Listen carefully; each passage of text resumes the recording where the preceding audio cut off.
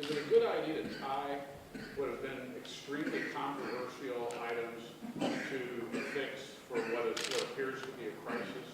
Well, I mean, the reality is that we've tried to achieve some meaningful reforms, and the educrats and the groups that just say no to everything just keep saying no.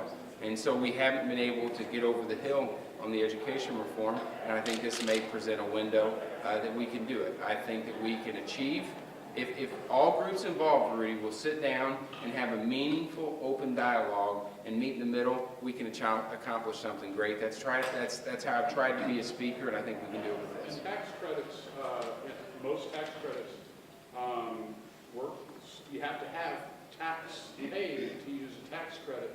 Are you thinking about refundable tax credits? Because it seems like otherwise you're just encouraging rich people to abandon the public schools by giving them a tax credit for sending their children to private institutions. Well, I think we're early on in the process, and I'm sure the committee will vet out those issues. And I'm completely confident that our education committee under Representative Dick House will give us a product that we can be proud of. Then some of the charter schools are not performing as well as the so-called underperforming schools in the two big cities. Are charter schools really a viable solution? Well, I mean, I think it's got to be looked at, and I'm not opposed to accountability standards as well. So, listen, I think it's important.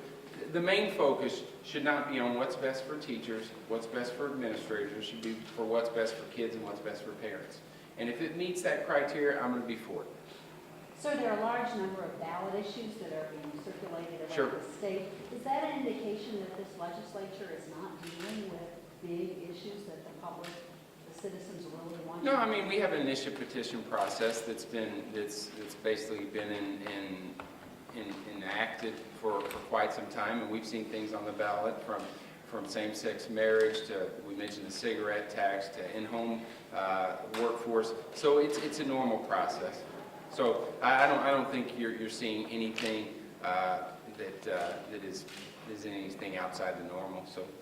If you need to find $450 million to balance the budget, is your caucus doing anything to look for those savings now, or are you waiting for the government to do that? Well, no, I mean, I think we've had our committees and our budget chair it is a part-time legislature, but being a budget chair is a full-time job, and Ryan Silvey's done a fantastic job, and I believe that we're in the process of identifying stuff like that. Last year we made changes in our House. We shrunk our House budget. We made cuts so we're willing to lead by example, and we look forward to the governor's proposal. There's no doubt about it. But I think we, in our own right, have to identify where we think the priorities should be as well. Did you just give legislative assistance a raise? Yeah, what we did is we restructured within government and took some of the savings, a portion of them, and reallocated it.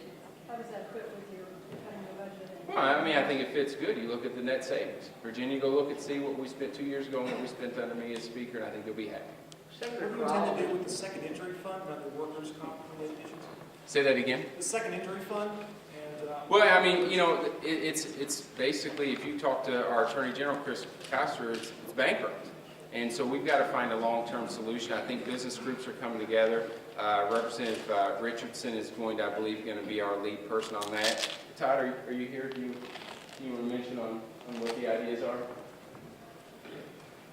Yeah, I think the idea is really twofold. Number one, there's a short-term problem with the fiscal solvency of the fund, but there's a long-term problem that led us to this place in the first place. So the idea is to take care of the short-term fiscal insolvency and then make some reforms to that system to make sure that the fund is solvent going forward and hopefully for the foreseeable future. how would you take care of the short term? Well, I think obviously there's going to have to be some more money put into the second injury fund. And I think the business groups across the state are aware of that. I think there's pretty broad consensus that there needs to be some additional money put into the fund to cover the short-term gap. is your bill and Senator Dempsey's bill, are you starting out with identical language, or are you starting out with two different approaches and seeing how they marry? I think the approach that I will file will be very similar to the bill filed by Senator Davis. Senator Crowell has introduced a constitutional amendment that would reduce the size of the House from 163 reps to 101. Well, I mean, I think it's certainly something you could look at. The nice thing about the House is we're closer to the people. You know, if you're in a district with 35,000 people, if you work hard, you can come in contact with every constituent that you have. The further away from that you get, the less representation. So that's been a discussion that we've had. You know, I've been in other states that have smaller legislatures but are larger states. So, you know, I can see both sides of it. So. Last year it cleared the Senate but died in a House committee. Would you anticipate the same kind of treatment? Well, I mean, this if year? it comes to the House, I'll send it to a committee. And, you know, I think everybody knows that I don't micromanage our committee chairs. I put talented people in a position to do a good job, and I trust that they'll do a good job, and I don't sit down and micromanage what they do. You said you're trying to stay focused on the things that you can agree on, things that the House and Senate can agree on. Does that mean things like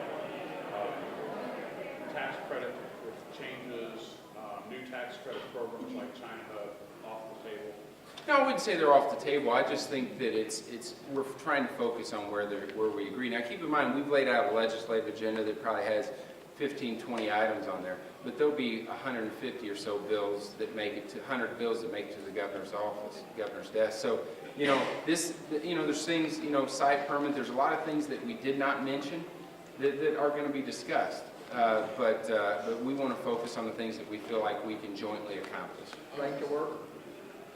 You know, it's not, just like last year, the right to work, we'll be happy to have a discussion on it, but we're going to let the Senate lead on that. Are you still raising campaign funds either for yourself or for HRCC when you do that during the session? You know, I'm not, obviously not raising any more campaign funds for myself.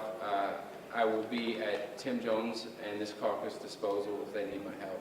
Are you you know- keeping the money that you raised for your campaign? Well, I mean, I'm working through that, so. Have you offered to give it back? I've offered to give it back to the people who want it, yes. Is that what you're thinking? Yes, some people. Of which I'm not obligated to do at all. Back to the economic development issues, we've also seen the spectacular failure of Mantech, the failure of Wi-Fi sensors, and Done a fantastic job on reporting that, Bruce. and the report from the And I will beat you up. Or rough you up. We're friendly here in the I'm house. gonna have to listen back to what you said. I was too busy laughing. But we also have a report from legislative research that says really what appears to be really bad file management, and where they couldn't even find certain things that proved that due diligence had been done. Sure. What should be the approach that the legislature takes on economic development? Well, I think all those things should be taken into consideration. I think Jay Barnes and his committee did a fantastic job, and in the next few days, I'm going to sit down and work through him what recommendations he would have. My intentions are to continue his committee and probably send any of that type related stuff to his committee. You know, hopefully in the upcoming weeks, Rudy, I'll have a better ability to answer that question. But you bring up a good point, and if we need to certainly make changes to make those programs better, we certainly need to be prepared to do so. Have you talked to the new director?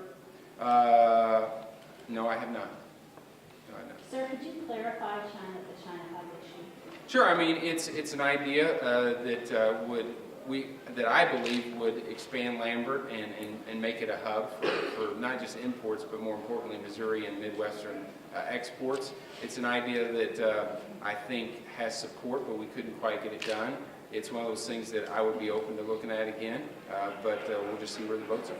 Do you think that the pace and the tenor of the session is going to be different now that you're not running for anything next year? No, I mean, I think I've tried to get along well. I mean, I was running last year, and I think everybody would say I was pretty easy to get along with.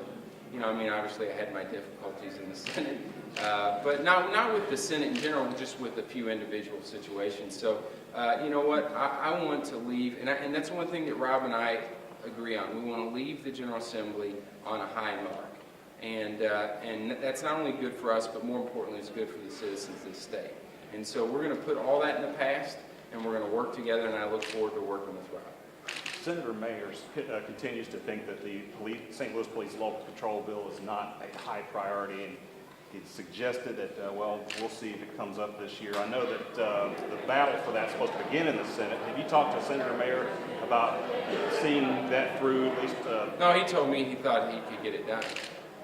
So, I mean, I don't know. I mean, it's not, look, it's not in our priority list either. I think it makes good public policy sense, and it's unfair for people to pay for a service and not have control over it. I think the House has passed it overwhelmingly with a veto-proof majority, but we'll see what happens in the Senate. You know, I spoke to Representative Sheed, and she'd like to see it start in the Senate. But if the Senate doesn't act on it, the voters will have a chance to act on it. I'd say probably a 70 to 80% margin, they'll return control to the people who pay for it.